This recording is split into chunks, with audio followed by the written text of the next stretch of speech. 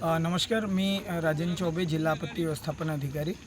आज या ठिकाणी तिरोडा तालुक्यातील पूर परिस्थिती, सुरक्षा व बचाव या विषयावर तहसीलदार साहेबांच्या अध्यक्षतेखाली हा कार्यक्रम या ठिकाणी आयोजित करण्यात आलेला होता। या कार्यक्रमामध्ये तालुक्यातील सर्व मंडळ अधिकारी, तलाठी, महसूल कर्मचारी तसेच शाळेतील NSS NCCचे विद्यार्थी आणि 15 जे चांगले साहेबांनी आम्हाला लोक दिलेले आहेत, ते पट्टीचे पोहणारे, मासेमारी करणारे एकदम प्रॉम्प्ट प्रोफेशनल लोक आहेत। त्या लोकांनासुद्धा या ठिकाणी ट्रेनिंग देण्यात येत आहे। मागे 7, 8, 9 तारखेला जिल्ह्यात पूरपरिस्थिती निर्माण झाली होती। देखील तिरोडा तालुक्यातही पावसाचा खूप जोर होता आणि या ठिकाणी 3 दिवस अतिवृष्टी झाली होती।